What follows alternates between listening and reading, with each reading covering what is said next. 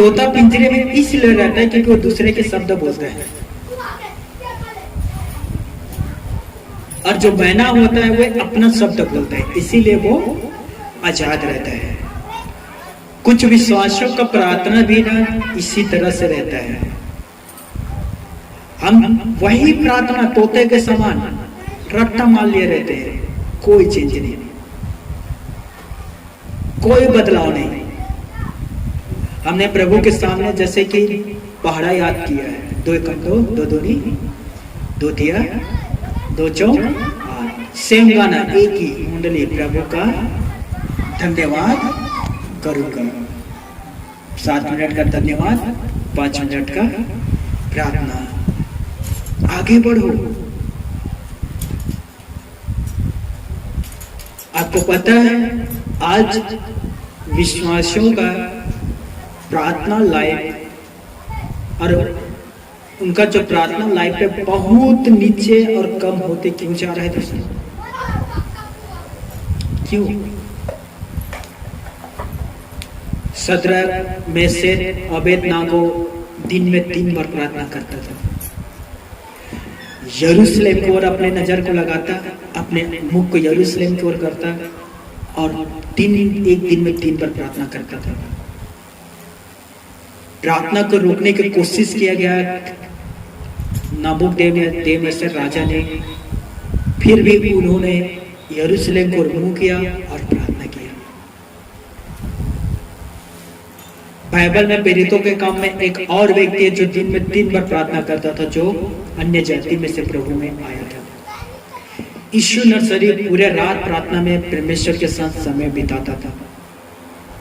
I think आपको याद होगा, यीशु ने हम सबको सिखाया प्रार्थना करना नहीं छोड़ना। यदि अब सुसमाचार पढ़ते हो, अब नए नियम पढ़कर देखिए कितने जगह प्रभु यीशु मसीह ने प्रार्थना के विषय में कहा है। तुम अन्य जातों के समान प्रार्थना ना करना। जब तुम प्रार्थना करने के लिए जाओ तो दरवाजा बंद करके गुप्त में प्रार्थना करना। तुम इस रीति से प्रार्थना करना, राइट? जो कुछ तुम प्रार्थना में विश्वास से मांगोगे तुम्हारे लिए हो जाएगा। कितने जगह प्रभु यीशु मसीह ने हमसे बार बार कहा है, प्रार्थनाओं को दोहराया दोस्तों कि हमें प्रार्थना करना है, हमें प्रार्थना करना है। आने वाले क्लेशों से बचने के लिए प्रार्थना करना है, आने वाले शैतान के आक्रमण से बचने के लिए हमें प्रार्थना करना है। लेकिन आज प्रार्थना का लाइफ कैसा है दोस्तों? जीवन हमारा प्रार्थना का जीवन कैसा है? कितने समय का है प्रार्थना? सिर्फ एक हमारे कलीसिया या भवन के बात नहीं है दोस्तों, बहुतों की जगह बहुत सारे विश्वासों का लाइफ में मैं पूछता हूँ, प्रभु का धन्यवाद देता हूँ कि परमेश्वर मुझे पूछने के लिए कहता है, भैया मैं ये संकट में हूँ, भैया मैं वैसा हो रहा है, भैया मेरे साथ ऐसा हो रहा है। मैं पूछता हूँ कितने देर प्रार्थना करते हो? कोई कहता है भैया बस छोटा सा धन्यवाद कर देता हूँ, बस हो गया। कोई कहता है भैया 5 मिनट बस प्रार्थना करता हूँ, हो गया। तो कोई है जो 10 मिनट प्रार्थना करता है। यीशु ने 12 चेलों से गत सामनी के बगीचे में कहा था, क्या तुम लोग मेरे साथ एक घड़ी 1 घंटा भी प्रार्थना नहीं कर सकते? प्रभु यीशु ने अपने चेलों से कहा, 1 घंटा तुम लोग प्रार्थना नहीं कर सकते? प्रार्थना करो, जागते रहो कि तुम परीक्षाओं में ना पड़ो। ध्यान से सुनना, मेरे साथ करना, प्रार्थना परीक्षा। कितने लोग परीक्षा से गुजरना चाहते हैं? देख रहे हो, मैं तो मुझे पूछेगा तो मैं तो नहीं भी, मैं तो प्रभु से कहूँगा प्रभु मैं परीक्षा से गुजरना नहीं चाहता। ठीक है, कोई बात नहीं, हाथ उठा दिया, कोई बात नहीं, प्रभु आपको परीक्षाओं से गुजारे। अब ध्यान से सुनिए मेरे प्यारे भाई और बहनों, मैंने पूछा प्रार्थना और परीक्षा, ठीक? कौन है जो सबसे ज्यादा परीक्षाओं से गुजरता है? जो विश्वासी प्रार्थना नहीं करता वो सबसे ज्यादा परीक्षाओं से गुजरना पड़ता है। इसीलिए यीशु ने हमें कहा सदा रहो, शैतान फाड़ने वाले सी के समान इस खोज में रहता है कि किस घड़ी, किस पल, किस सेकंड किसे फाड़ खाऊं। याद रखिए दोस्तों, वो बहुत चतुर है, बुद्धिमान है, वो ताक में लगे रहता है, वो खोज में लगा रहता है। अभी पकड़ूं, अभी इसे पकड़ कर मैं फाड़ खाऊं। और किसे वो फाड़ खाता है, किसके ऊपर वो परीक्षा लाता है शैतान? जो प्रार्थना नहीं करता है। मैं सच कहता हूं, जैसा कि प्रार्थना का जो स्तर है धीरे धीरे धीरे धीरे कम होते जाएगा दोस्तों, प्रभु यीशु मसीह को आपका परीक्षा भी होगा, लेकिन शैतान तो नहीं छोड़ेगा। वो तो खोज में रहता है भैया, समझ में आ रहा है? एक बार बिल्ली को यह पता चल जाता है ना कि चूहा इस बिल में है, वो बिल्कुल उसके ताक में लगा रहता है दोस्तों। वो बिल से छुप कर थोड़ा से दूर में रहता है कि जैसे चूहा निकलेगा मैं उसे दबोच, सच के तो दबोच लूंगा। इसीलिए ना एक बार बिल्ली को पता चल जाता है कि चूहा इस बिल में घुसा है, वो बिल्कुल बिल के ना बगल में छुपा रहता है। जैसे चूहा बाहर निकला, माफ करना, चूहा बाहर निकला, बिल्ली उसे दबोच लिया। उसके बाद आपको पता है बिल्ली चूहे को फाड़ खाता है। शैतान भी वैसे ही है दोस्तों, वो हमारे खोज में रहता है। ध्यान से सुनिए, जैसे ईश्वर की दृष्टि 24 घंटा हमारे ऊपर रहता है, इसी तरह से शैतान की भी नजर 24 घंटा हमारे ऊपर रहता है। जैसे ही यीशु मसीह से दूर हुआ, जैसे ही प्रार्थना से दूर हुआ, प्रभु के वचन से दूर हुआ, मैं इसे फाड़ूंगा और इस तरह से फाड़ूंगा कि वो वापस स्थिर ना हो सके।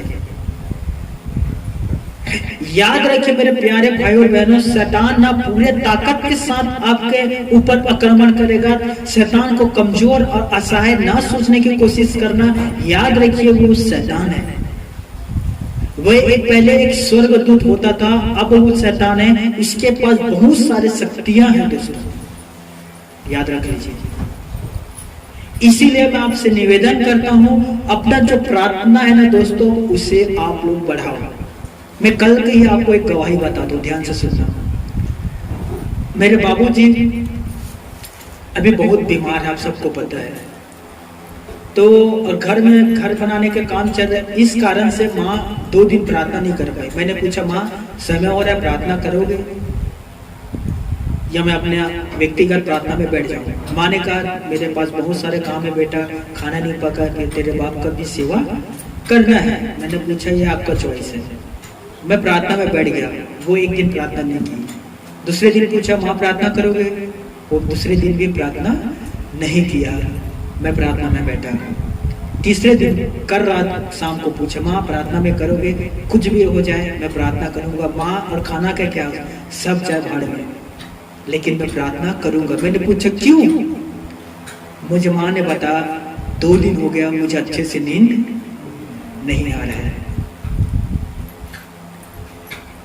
यकीन करिए दोस्तों, आज रात जो गया है उसमें माँ शांति से सो जाए। सोचे 2 दिन वो प्रार्थना नहीं किया, 2 दिन में उसका नींद ही हराम हो गया, केवल 2 दिन। हालेलुया। इसीलिए चाहे पानी गिरता है, चाहे घर पर बिजली रहे या ना रहे, या कोई आपके साथ प्रार्थना करने के लिए बैठे या ना बैठे, आपको प्रार्थना करना है। यदि शैतान से आप लड़ना चाहते हो और युद्ध में विजय प्राप्त करना चाहते हो, तो आपको प्रार्थना करना पड़ेगा। Hallelujah, hallelujah. अब पवित्र शास्त्र बाइबल से निकालिए यूहन्ना रचित सुसमाचार, और ये वचन आप सबको पता होगा। यूहन्ना रचित सुसमाचार, सभी विश्वासियों को ये पद पता रहता है। 3:16 यूहन्ना रचित सुसमाचार अध्याय 3 16 पद। ये वचन कितने को याद है? 1 2 3 और 4 5। Very good. ये ऐसा वचन है, ऐसा मन्ना है जिसे हर विश्वासी खा लेता है, और यदि वो खा नहीं लेता तो प्रचारक इतना प्रचार करता है कि उसके ना रोम रोम में ये वचन बच जाता है। यूहन्ना रचित सुसमाचार अध्याय 3:16 से लेकर हम 18 पद तक पढ़ेंगे। वचन कहता है, क्योंकि परमेश्वर ने जगत से ऐसा प्रेम रखा कि उसने अपना इकलौता पुत्र दे दिया, ताकि जो कोई उस पर विश्वास करे वो नष्ट ना हो परंतु अनंत जीवन पाए। 17 परमेश्वर ने अपने पुत्र को जगत में इसलिए नहीं भेजा कि जगत पर दंड की आज्ञा दे, परंतु इसलिए कि जगत उसके द्वारा उद्धार पाए। 18 जो उस पर विश्वास करता है उस पर दंड की आज्ञा नहीं होती, परंतु जो उस पर विश्वास नहीं करता वह दोषी ठहर चुका, इसलिए कि उसने परमेश्वर के इकलौते पुत्र के नाम पर विश्वास नहीं किया। परमेश्वर पिता में पढ़े गए कलाम वचन पर हम सभी को आशीष दे। आमीन। मेरे 3 कहने पर 16 पद को आप सभी पढ़ना, सभी के सभी एक साथ जोर से 1 2 3।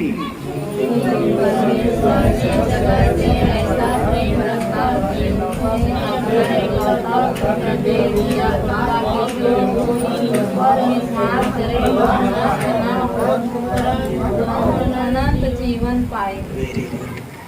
कुछ उत्कल गाड़ी थी क्या? एक होता ना सुपर फास्ट ट्रेन जो फास्ट है चलते, एक मध्यम ट्रेन जो मध्यम, और एक होता है उत्कल ट्रेन, ये फेमस था। ये 48 घंटा में हम लोग पहले के लोग जाते थे दिल्ली तो 48 घंटा में पहुंचाता था। फिर एक आया संपर्क क्रांति, ये 18 घंटा में पहुंचाता था। वैसे हमारे बहन भाई कुछ संपर्क क्रांति 18 घंटा पहुंच गया, कुछ उत्कल धीरे धीरे धीरे, कोई बात नहीं, लेकिन पूरा तो किया ना, सफर पूरा हुआ। हालेलुया। चलिए अब ध्यान से सुनना, बड़े ध्यान से वचन को सुनिए। आज का जो मन्ना है ना बहुत सुंदर है दोस्तों, बहुत ही सुंदर, और हम सबके लिए आशीष है।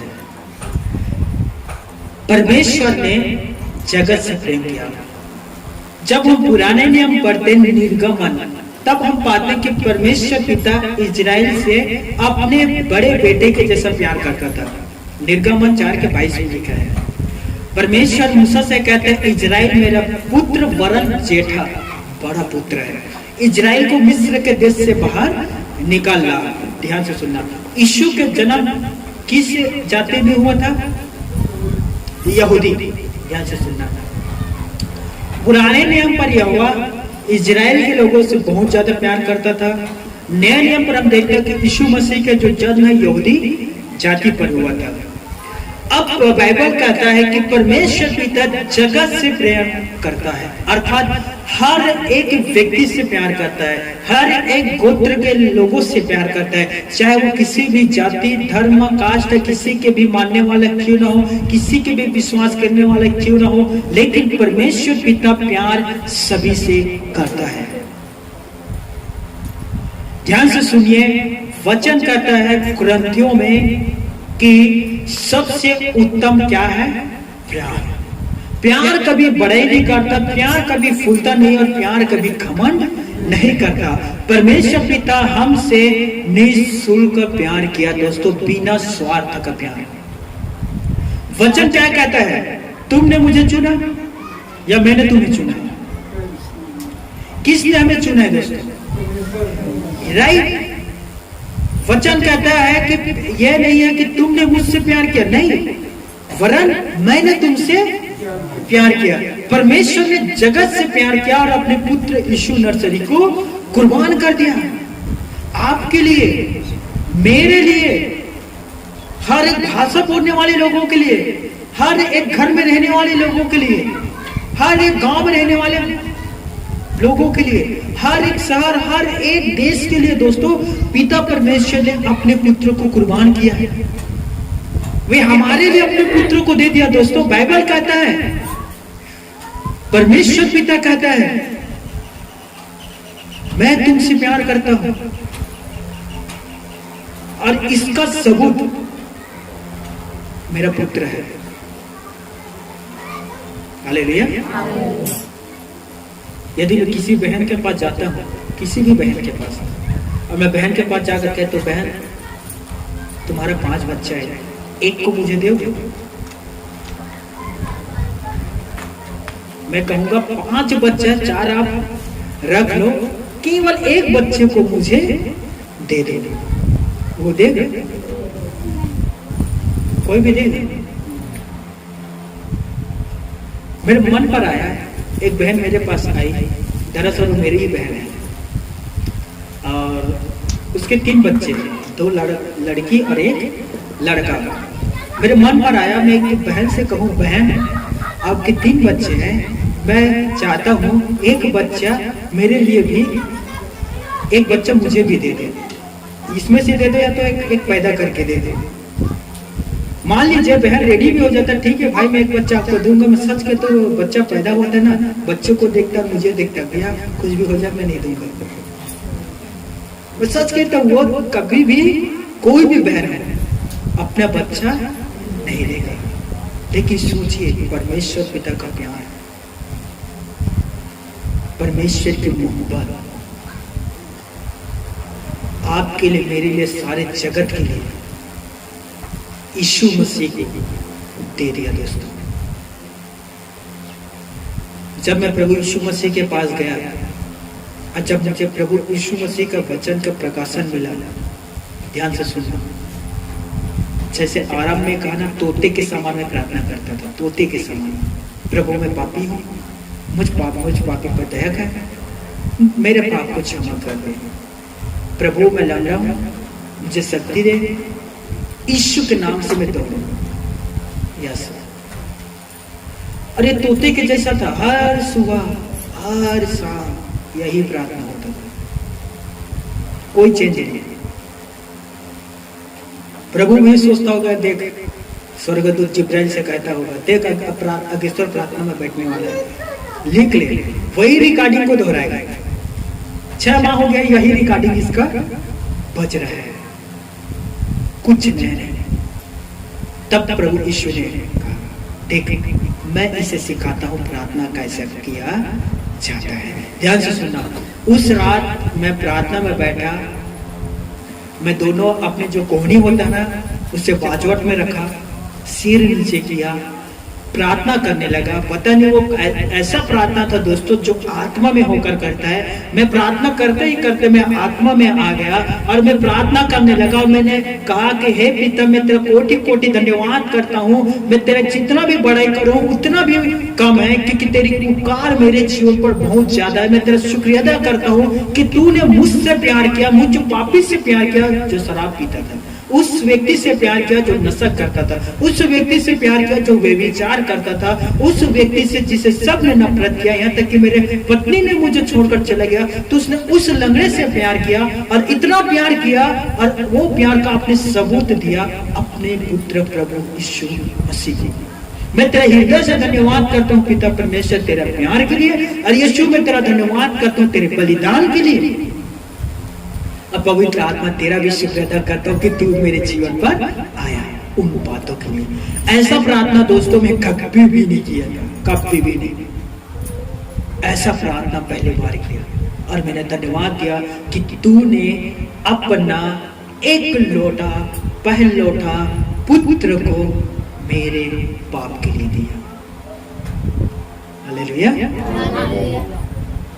व्यवस्था पर लिखा गया है, परमेश्वर ने मिलाप वाले तंबू पर से मूसा को पुकारा का। मूसा सुन, इजराइल से कहना, यदि कोई पशु का बलि चढ़ाना चाहे, होम बलि, ध्यान से सुनना, यदि कोई मनुष्य होम बलि पशु का चढ़ाना चाहे तो उसका पशु बलि को क्या क्या होगा मैं तुम्हें बताता हूं, ध्यान से सुनना। पहला, पशु बलि चार होम पशु बलि 4 चीज होता था। पहला भेड़, बकरी, गाय और बैल, ये 4 चीज के बलि चढ़ाना। पहला, यदि वो भेड़ बकरी का बलि चढ़ाता तो निर्दोष नर रहे, पापी व्यक्ति के पास लेकर उसे जाना, ध्यान से सुनना, या पापी व्यक्ति उसे खरीदता था बलि को, ध्यान से सुनना। और मान लीजिए, उदाहरण देता हूं, मुझसे पाप हुआ, अब मुझे परमेश्वर को बलि चढ़ाना है, तब जाकर परमेश्वर मेरे पाप क्षमा करता। तो मैं एक भेड़ बेचने वालों के पास जाता, मैं एक भेड़ खरीदता। और कैसे भेड़ खरीदता? पैसा की कमी की वजह से अंधा, लंगड़ा, लूला, एक कान नहीं है या एक सींग नहीं है, ऐसा खरीदता नहीं। एक ध्यान से सुनना, परमेश्वर ने कहा था जो पशु के बलि चढ़ाओगे वो किसी भी प्रकार से विकलांग नहीं होना चाहिए। अच्छा बलि चढ़ाने के लिए जानवर खरीदना होता था। और मैं गया भेड़ बेचने वालों के पास, मैं भेड़ खरीदा, और उस भेड़ को मैं खरीद कर किसके पास लाया? यजक के पास। राइट। अब यजक के पास लाया, कहा कि यजक जी बीते दिन ना मुझसे गलती हुआ। क्या गलती हुआ? मेरा भाई का पेंट टंगा हुआ था, और मैंने जैसे पेंट के पास गया, मैं देखा उसमें से 2000 के नोट दिख रहा था, तो मैं चुपके से उसे निकाल लिया।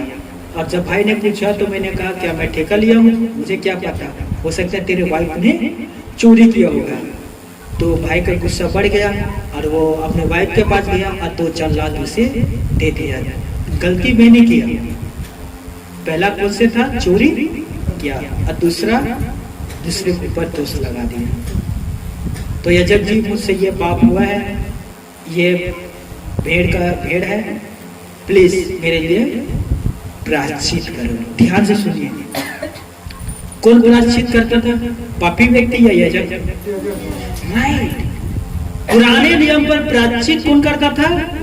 यजक। यजक क्या करता था? वो भेड़ को लेता और जहां वेदी है वहां लेकर उसके सिर को काटता, आधा लहू को वेदी में डालता, आधा लहू को बहाया जाता, छोटे छोटे टुकड़ा करता और उसे होम बलि में चढ़ा जाता, आग में डाल दिया जाता। तब उस व्यक्ति को कहता तेरा पाप क्षमा हुआ। लेकिन जब हम देखते हैं कि पुराने नियम के यहोवा जब नए नियम में यीशु के रूप धारण करके आया, तो उसने यह बलिदान को बदल दिया, व्यवस्था को बदल दिया, अनुग्रह को लाया। हालेलुया।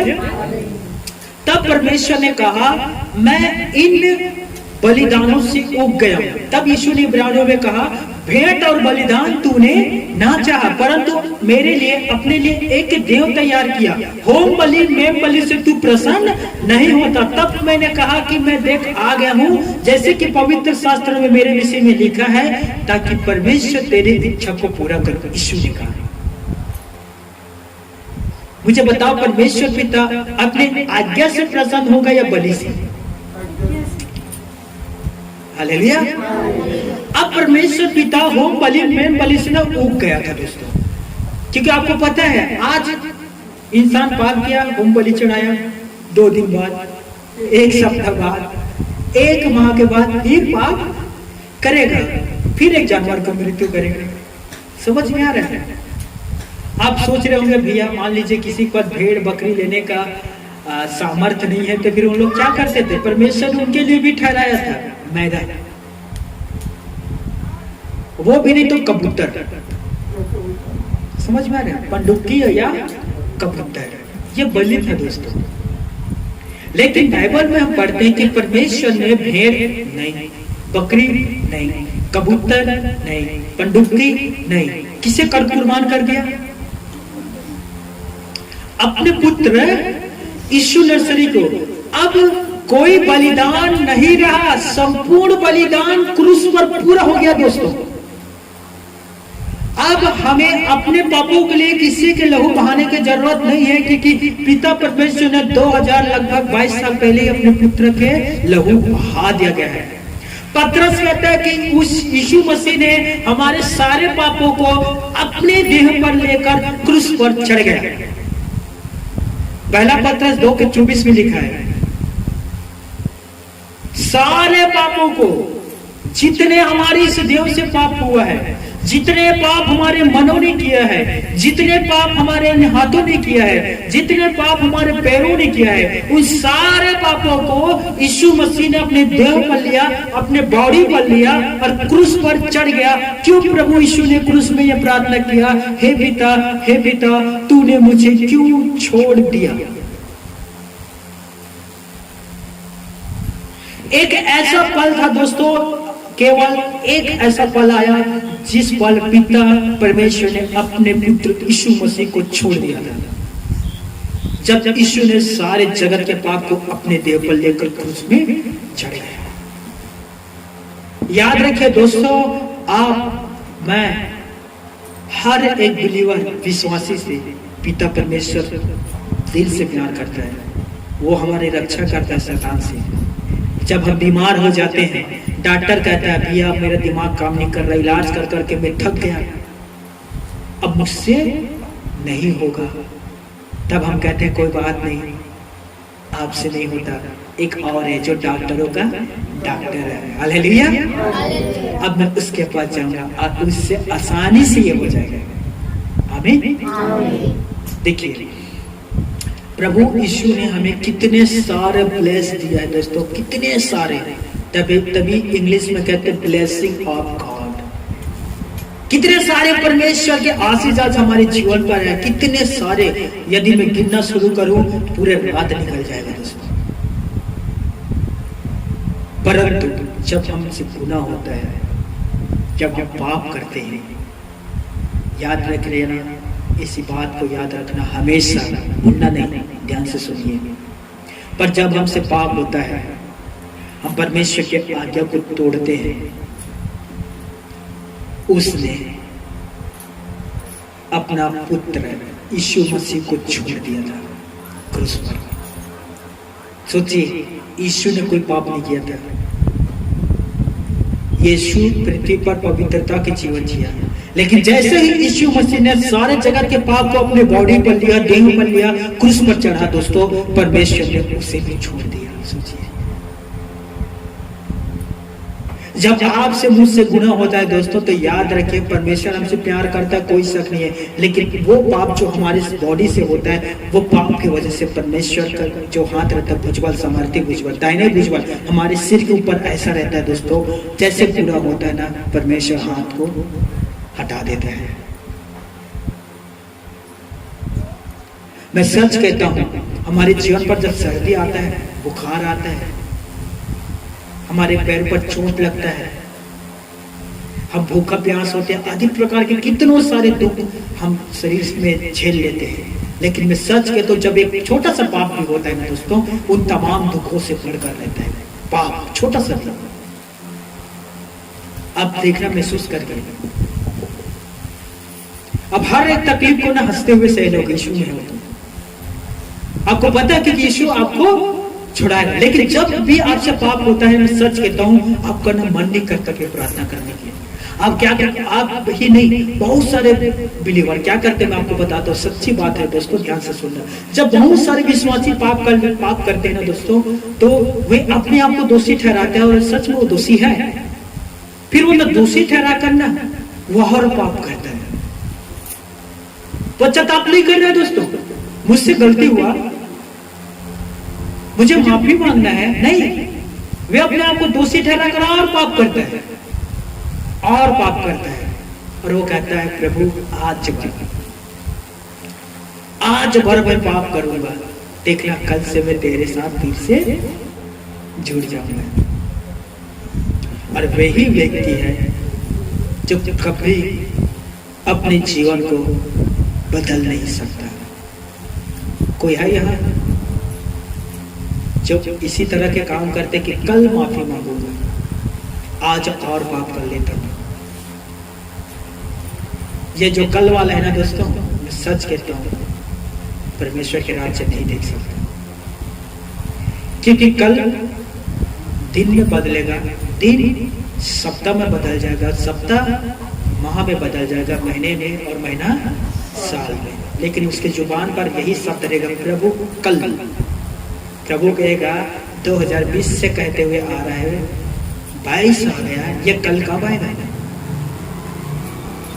ये कल कब आएगा?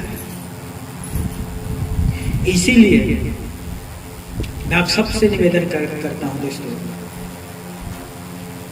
अपने इस शरीर को परमेश्वर के मंदिर समझो। और यीशु ने कहा, क्या तुम नहीं जानते कि तुम परमेश्वर के मंदिर हो? हम जीवित परमेश्वर के मंदिर है दोस्तों। और इस मंदिर में कौन वास करता है? वास का अर्थ होता है रहना। इस मंदिर में कौन रहता है? परमेश्वर का आत्मा। अब मुझे बताइए, अच्छे और बुराई कभी दोस्त बन सकता है? ज्योति अंधकार कभी क्या दोस्त बन सकता है? बताइए, होता है कभी भी? तो बताइए, परमेश्वर के इस मंदिर में बुराई के लिए कोई जगह है? मान लीजिए इस मंदिर में हम बुराई को लाते हैं, तो क्या परमेश्वर के आत्मा रहेगा? होली स्पिरिट, पवित्र आत्मा रहेगा? अच्छा बुराई दोनों के साथ रह सकता है? वो ज्ञानों को छोड़ दीजिए जो लोग कहता है दोस्तों। आपको पता है, कुछ दिन पहले मेरा भाई, चाचा का लड़का है, इतना आनंदित था। वो 11 दिन उपवास था। सोचिए कितना दिन? 11 दिन उपवास था। गीत गाता था, जय जयकार करता था, मेरे कानों तक आवाज आता था उसका दोस्तों। वो दोनों तरफ बजाते, उसे क्या कहते हैं? ढोलक। यस, ढोलक बजाता था। 11 दिन के बाद 12वां दिन ढोलक बजाना छोड़ दिया, अपने बाइक को बजाने लगा। जय जयकार जो करता था उसे छोड़ दिया, शराब पीकर गाली देने लगा। मैंने उसे बुलाया, सच है तो अपने पास बुलाया। मैंने कहा, भाई 11 दिन के बाद क्या हुआ? 11 दिन उपवास था, 11 दिन आपने भक्ति के काम किया, लेकिन 12वां दिन से शैतान वाला काम क्यों? उसने मुझे जवाब दिया, ध्यान से सुनना भाई, तेरा भाभी गलती करेगा, देखते थोड़ी रहूंगा, गलती करेगा, मारूंगा ही। मैंने पूछा, फिर 11 दिन के भक्ति के क्या हुआ? तो भाई भक्ति का एक समय होता है, अब भक्ति खत्म। वो शराब पीना शुरू कर दिया। सोचिए, बस 11 दिन कंट्रोल किया और जैसे 12वां दिन आया, वापिस अपने शरीर में आ गया। और जैसे मेरे भाई ने कहा गलती करेगा तो मैं तो इसे मारूंगा। मैंने पूछा, फिर आप भी तो गलती कर रहे हो, मेरे भाभी को मार रहे हो, तो मैं आपको मारूंगा? मेरे नजर में तो गलत है ना, तो भाई मैं आपको मारूंगा। और मैं आपको मारता हूं तो परमेश्वर फिर मुझे मारेगा, क्योंकि परमेश्वर की नजर में ये गलत है। अब सोचिए मेरे भाइयों और मेरे बहनों, कभी कभी परमेश्वर हमें ताड़ना देता है। ईश्वर का धन्यवाद देता हूं मैं, कुछ दिन से मैं ताड़ने के विषय में अब सबको आर्टिकल लिखकर बता रहा हूं। अब सभी जो व्हाट्सएप में जुड़े हुए हैं, क्यों वो हमें ताड़ना देता है? ध्यान से सुनना। कुछ दिन पहले मेरे बहन मेरे घर पर आए हुए थे और उनके छोटे छोटे बच्चे थे, और बच्चे ने गलती कर दिया। उसका जो पैसा था ना 70 रुपया, उसे चोरी कर लिया। छोटे बच्चे 4 या 5 साल के, और दोनों बहन मिल कर देखिए, दोनों एक साथ हो गए, चोरी कर लिए, आधा आधा बांट लिए और पैसा को खाकर खत्म कर दिया। जब मेरे बहन को पता चला कि इन्होंने चोरी किया है, तो फिर क्या था दोस्तों, हाथ में सरसों के तेल लगाया और दोनों बच्चों को बड़े ईमानदारी के साथ, बड़े आराम के साथ, आपको पता है जैसे कपड़े को धोते हैं वैसे ही दोनों बच्चों को धोया गया। बताइए, अब मेरे बहन ने अपने दोनों बच्चों को मारा, तो क्या वो प्यार नहीं करता? किस लिए मारा दोस्तों? चोरी किया मारा, लेकिन और किस लिए मारा? और कारण है इसका, ताकि भविष्य में वो फिर से चोरी ना करे। Very good. परमेश्वर पिता में ताड़ना क्यों देता है? ताकि हम भविष्य में फिर से उन गलतियों को ना करें। परमेश्वर पिता हमें छोटे से दुख देता है ताकि आने वाले बड़े दुखों से वो हमें बचा सके। लेकिन देखिए अन्य अविश्वासी लोगों को देखिए, वे लोग दिन दहाड़े सुबह शाम रात पाप के ऊपर पाप, पाप के ऊपर पाप करते रहते हैं, लेकिन उनके जो मानने वाले उन्हें दंड नहीं देते। मेरे भाई के भी कंडीशन वही है। जब भक्ति के समय आता है ना, वो भक्ति करता है, समझ में आ रहा है, लेकिन जब वो भक्ति से बाहर आता है फिर वो धड़ाधड़ धोता भी है, अपने बच्चों को, अपने पत्नियों को गंदे गंदे गाली देते हैं। समझ में आ रहा है, क्योंकि उनके जो मानने वाले उन्हें दंड नहीं देता। क्यों दंड नहीं देता? क्योंकि वो प्यार नहीं करता। लेकिन हम जो परमेश्वर पर प्यार करते हैं, हम गलती करते हैं तो परमेश्वर हमें ताड़ना देता है ताकि हम फिर से उन गलतियों को ना करें। तो जब जब हमारा ताड़ना होता है तो क्या हमें क्रोधित होना चाहिए? क्या हमें परमेश्वर से शिकायत करना चाहिए, या अपनी गलतियों को मानकर हमें परमेश्वर से फिर से मेल मिलाप करना चाहिए? क्या करना चाहिए दोस्तों? Very good. अब ताड़ने के विषय पर मैं आ गया हूं, 5 मिनट और आपको बताऊंगा, उसके बाद मैं आगे वचन फिर जिसमें हम हैं उसमें वापिस आएंगे। इब्रानियों की पुस्तक 12वें अध्याय निकालिए। इब्रानियों 12वें अध्याय। बोलो प्रभु यीशु मसीह की हालेलुया, हालेलुया।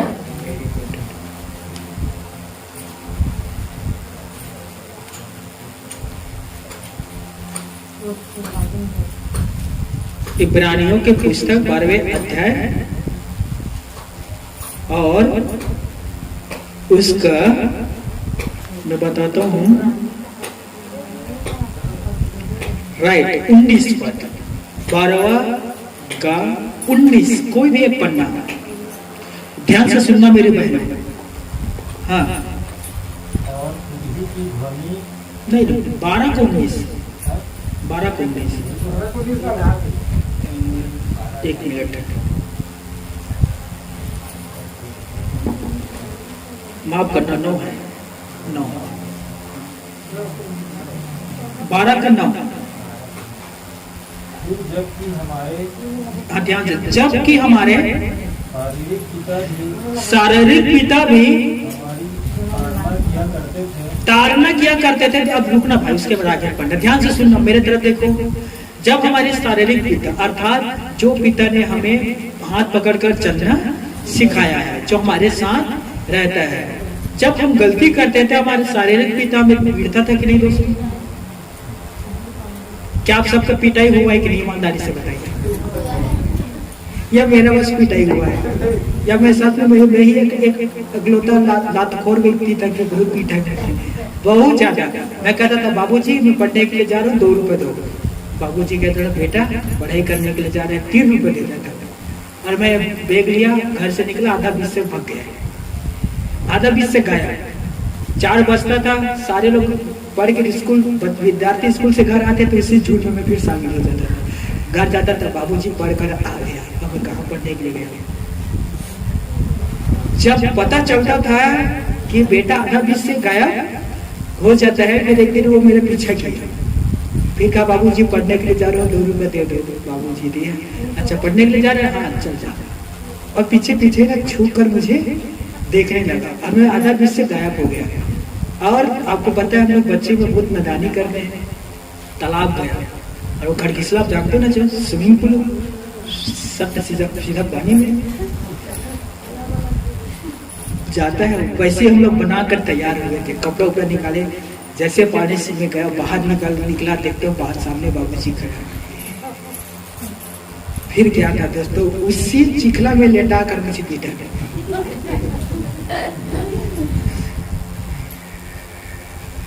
उसी प्रकार से बाइबल कहता है जब हमारे शारीरिक पिता हमारी ताड़ना करता था, आगे बढ़े, और हमने उनका आदर किया, राइट? क्यों? क्योंकि हमने गलत किया, इसीलिए वो हमें मारता था। बिना गलती के वो हमें नहीं मारता था, तो हम उसका आदर करते थे, राइट? आगे बढ़े। तो क्या आत्माओं के पिता है? तो क्या आत्माओं के पिता जिसने हमें आत्मा दिया है, जिसने हमें प्राण दिया है, जो हमें संभालता है। आगे भाई, ये और भी अधीन न रहे, और भी अधीन न रहे, जिससे हम जीवित रहें। जिससे हम जीवित रहे। जब हम शारीरिक पिता के ताड़ना को आदर के साथ स्वीकार करते हैं, तो आत्मिक पिता जब हमें ताड़ना देता है, जब हम पाप करते हैं, फिर हम क्यों शिकायत करते हैं दोस्तों? मुझे बताइए। हमें उसे भी स्वीकार करना चाहिए। हालेलुया, शिकायत नहीं करना चाहिए। मुझे बताइए, क्या इजराइल के लोगों ने परमेश्वर के विरुद्ध बुड़बुड़ाया नहीं था? परमेश्वर ने किसे भेजा? यस, इजराइल के लोगों ने कहा, मन्ना खात खात हमारा दिल, छत्तीसगढ़ी में आ जाता हूँ, माफ करना, मन्ना खात खात हमारा जो जीव है वो घबरा गया है, अब हम दुखी हो गए हैं, हम इस मन्ना को अब नहीं खाएंगे। परमेश्वर ने कहा, मेरे इतना सुंदर मन्ना का अपमान कर रहा है। उसने आज्ञा दिया, सर्वो निकलो बिल से बाहर, डसो इन लोगों को। समझ में आ रहा है? फिर करैत, जहरीला सांप, छत्तीसगढ़ी कहते हैं ना, ढोमी, ढोड़िया उड़िया नहीं जाता था, ठीक है, ढोड़िया में कम विष रहता है। परमेश्वर ने कहा, तू हट ले ढोड़िया, जितने विषैले हैं, जो जहर रखता है, वे सारे लोग 10 लोग। उन लोगों ने क्या किया था? कुड़ाया था। परमेश्वर ने सांप को भेज दिया। जब उन लोग ने बुड़बुड़ाया, कुछ होते ना अंदर अंदर बुड़बुड़ाते रहते कि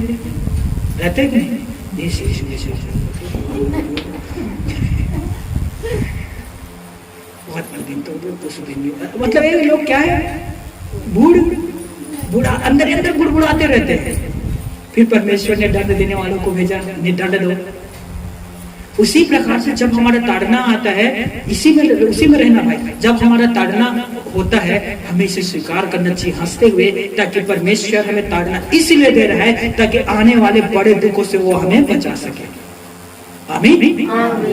तो उसी में से इब्रानियों 12 में से ही, ध्यान से सुनना, ध्यान से दोस्तों, 7 पद पढ़ना दोस्तों। दुख को ताड़ना समझकर सह लो। यस, जब तुम्हारा दुख के समय आता है तो उसे क्या समझ कर सह लो? कि पिता परमेश्वर हमारा ताड़ना कर रहा है, इसे मैं सह लेता हूँ। लेकिन इसमें भी 2 बातें जो आपको समझना है। ऐसा ना हो शैतान आपको घुसे मार रहा है, अरे आप करो, मेरा ताड़ना हो रहा है, मैं इसे सह लेता हूँ, शैतान और जोर से मारेगा। ऐसा नहीं होना चाहिए। कब पिता हमारा ताड़ना करता है? ध्यान से सुनना, जब हम गलती करते हैं, धार्मिकता के जीवन पर है और हमारा मान लीजिए हमें दुख हो रहा है, तो याद रखिए यह परमेश्वर की ओर से नहीं है, कोई और तीसरा है जो ये काम कर रहा है। तो उसे सहना नहीं है, उसे ललकारना है और कहना है, शैतान यीशु नर्सरी के नाम से मेरे जीवन से चले जाओ, फायर गो। तुम दुख को ताड़ना समझकर सह लो। हालेलुया। तो जब भी आपके जीवन पर दुख आता है पाप के वजह से, तो इसे सह लेना। और पिता परमेश्वर का प्यार ही है दोस्तों जो हमें वो ताड़ना देता है। याद रखिए, गलती होता है, आपसे गुनाह होता है, आपसे पाप होता है, और परमेश्वर आपको ताड़ना नहीं दे रहा है, तो समझ लेना वो कब के आपको छोड़ देगा। कब इसीलिए वो आपका ताड़ना नहीं करता। कुछ बच्चे होते ना, ढीठ रहते कि नहीं रहता है। हम बच्चे को समझाते हैं, बच्चे को गाली देना बुरी बात है।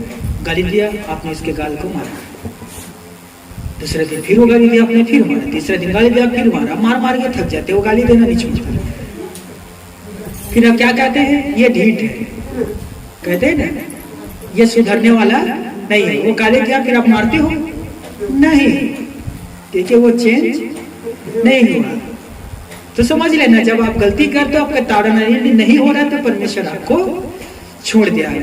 मैं डाक लाता हूं, तुम डालिए, तुम मुझ में बने रहो तो ही तुम फल लाओगे, मुझसे अलग होकर तुम कुछ भी नहीं कर सकते। याद रखिए, परमेश्वर पिता विश्वासी को भी अलग कर देता है। जो यीशु मसीह में बना नहीं रहता है। इसीलिए परमेश्वर का प्यार है, परमेश्वर की ताड़ना है। परमेश्वर जब दुख देता है, मैं तो कहता हूँ आनंदित हो जाओ। जब आपसे गलती होता है, परमेश्वर आपको ताड़ना देता है, खुश हो जाओ। क्यों? क्योंकि वो आपसे प्यार कर रहा है, इसीलिए वो आपको ताड़ना दे रहा है। Hallelujah, hallelujah. परमेश्वर पिता हमेशा आपसे प्यार करते रहेगा। दोस्तों याद रखिए, परमेश्वर ने अपने पुत्र को कुर्बान किया है, पुत्र कुर्बान हो गया, क्रूस पर चढ़ गया। आज वो परमेश्वर के ओर दाहिने ओर बैठकर आज भी प्रभु यीशु मसीह आपके लिए, मेरे लिए, अपने बच्चों के लिए वहां भी प्रार्थना कर रहे हैं। दोस्तों ये उनका प्यार है। हो सकता है आपके मम्मी, आपके पापा, हो सकता है आपके भाई, हो सकता है आपकी बहन, या हो सकता है आपके पासवान, आपके पास्टर आपके लिए प्रार्थना नहीं करता, लेकिन यीशु मसीह आपके लिए प्रार्थना करता है। हो सकता है आपके परिवार वाले कभी कभी आपके दिल को दुखा देगा। हो सकता है आपके परिवार वाले जिस प्यार की उम्मीद आप करते हो आपको नहीं देता होगा, लेकिन यीशु आपसे उतना ही प्यार करता है। दोस्तों वचन कहता है, जब हम पापी थे, जब हम पाप में जीवन जी रहे थे, तभी यीशु नर्सरी हम सबके पापों के लिए मरा। हालेलुया। जब हम पापी थे, कितना अनोखा प्यार है दोस्तों प्रभु यीशु मसीह का। एक सुंदर हम गीत को गाते हैं, हम सभी गाते हैं कलीसिया में, प्यारे पिता तूने हमसे कितना प्यार किया, हमें पापों से अपने पुत्र, हमें पापों से छुड़ाने के लिए अपने बेटे को कुर्बान कर दिया। इसीलिए मेरे प्यारे भाइयों, मेरी प्यारी बहनों, 2 या 3 दिन पहले एक बहन का फोन आया मेरे पास। बहुत प्यारी बहन है और उसके आवाज बैठा हुआ लग रहा था मुझे। मैंने पूछा क्या हुआ बहन, आपका गला बैठा हुआ लग रहा है? कुछ नहीं भैया। मैंने बोला नहीं कुछ तो हुआ है। वो फूट फूट कर रोने लगी, बहुत रोने लगी, बहुत ज्यादा। मैंने उसे शांत करवाया। मैंने पूछा क्या हुआ बहन? भैया मेरा कोई नहीं है, कोई भी नहीं। जब मैं बचपन में मेरा जन्म हुआ, जन्म होने के बाद मेरा माँ किसी के साथ भाग गया मुझे छोड़कर। ध्यान से सुनना दोस्तों, वो मसीह विश्वासी बहन है और पिता मुझसे उतना प्यार नहीं करता था। मेरे दादी मुझे पाल पोस कर बड़ा किया है, मैं दादी के साथ बहुत खुश था। फिर एक ही दिन मेरे दादी प्रभु के पास चले गए। मेरा शादी हुआ, मैं अपने पति के पास आया। मेरा पति भी मुझसे प्यार नहीं करता, बीड़ी सिगरेट पीता है, दारू पीता है, थोड़ा भी प्यार नहीं करता। मेरे जो ननद है हमेशा मुझसे झगड़ा करते रहती है। इतना बड़ा घर है भैया, लेकिन कोई भी मुझसे प्यार नहीं करता। मैं बहुत दुखी हूँ भैया। मुझे अपने एहसास होता है कि मैं अकेला हूँ। मैंने उससे कहा बहन, जो प्यार यीशु आपसे करता है ना, वो प्यार कोई भी आपसे नहीं करेगा। यदि सच में आप चाहते हो कि आपसे कोई प्यार करे निस्वार्थ, बिना मतलब के, बस यीशु के पास आ जाओ। आपको सच्चा प्यार केवल यीशु मसीह के पास मिलेगा। मैंने उस बहन को समझाया। सोचिए, मनुष्य हमें चोट पहुंचाता है, मनुष्य हमें जानबूझकर हमें दुख देता है। आपको पता है मेरे भाई कि आप किस बात से आप नाराज हो जाते हैं, फिर भी पत्नी उसी बात को कहते हैं जिससे हम नाराज हो जाए। अक्सर मैं देखता हूँ मेरा माँ और मेरा बाबूजी दोनों ना युद्ध होते रहते हैं उनके बीच में। तीसरा मैं पिसाता हूँ। पता है मेरे माँ को कि बाबूजी किस बात से नाराज होता है, उसी बात को वो ओपन करते हैं।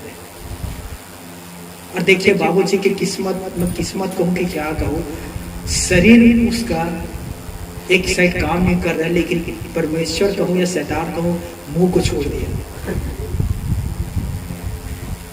समझ में आ रहा है? जैसे आयुब को जब परीक्षा हुआ, उनके बच्चे संपत्ति सबको नष्ट कर दे, वाइफ को छोड़ दिया शैतान ने। और आपको पता है ये तो भाई मलहम का काम करेगा या तो जख्म खोदने का काम करेगा।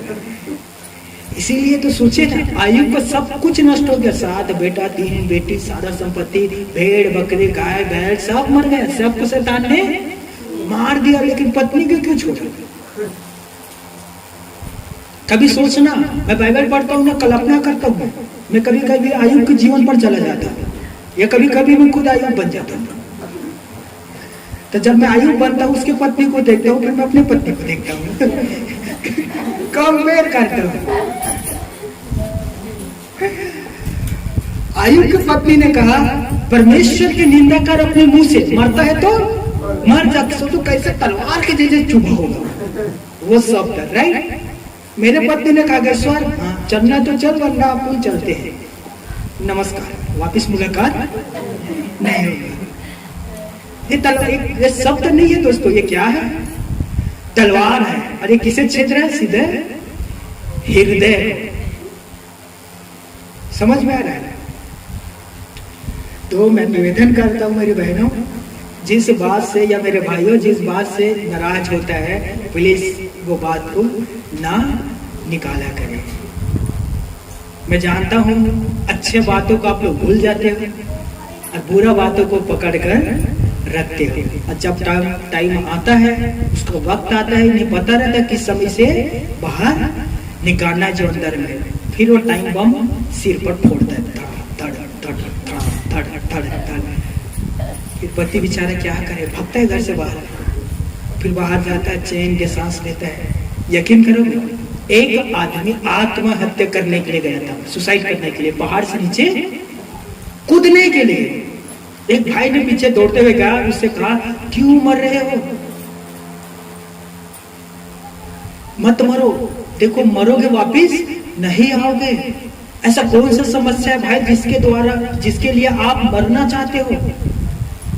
तो दूसरे व्यक्ति जो आत्महत्या कर रहा था वो रुका, 3 घंटा उसने बताया कि मैं क्यों सुसाइड करना चाहता हूँ। दूसरे व्यक्ति को 3 घंटे के बाद दोनों के दोनों कूद गए।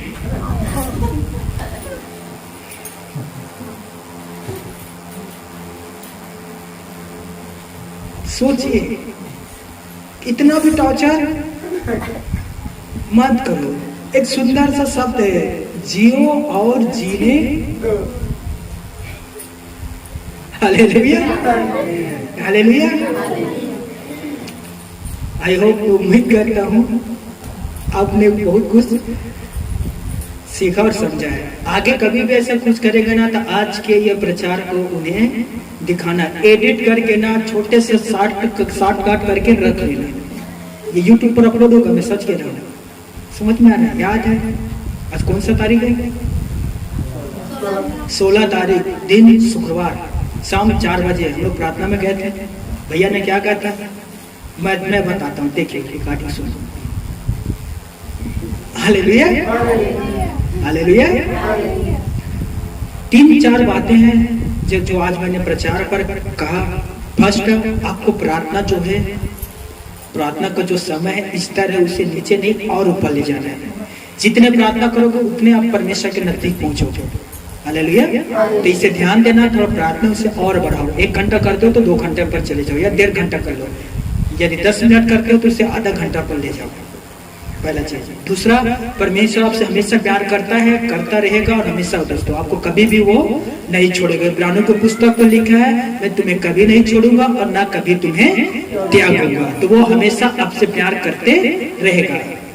तीसरा चीज, जब भी आपसे गलती होता है, आप पाप करते हो, परमेश्वर आपको ताड़ना देता है। वो हमेशा के लिए नहीं रहता, कुछ दिनों के लिए रहता। आप माफी मांगते हो, परमेश्वर ताड़ना वापिस ले लेता है, और पहले से भी ज्यादा वो आपसे प्यार करने लगता है। तो 3-4 बातें दोस्तों मैं चाहता हूँ आज ही के दिन आप एक पेन और एक नोटबुक भी लाया करें, कॉपी, ताकि जो मेन पॉइंट रहता है ना, उसे आप लिख लिया करें। उसे आप लिखोगे ना दोस्तों, तो कभी भी आप उसे पढ़ोगे ना, तब किसी दिन भी पढ़ोगे, चाहे 1 माह के बाद, 1 साल के बाद, आपको सब कुछ याद आने लग जाएगा। इसीलिए चाहे यहाँ रहते हो या भवन पर आते हो, एक नोटबुक और पेन लेकर आया करें। हालेलुया। मैं आप सभी के लिए प्रार्थना करने जा रहा हूँ।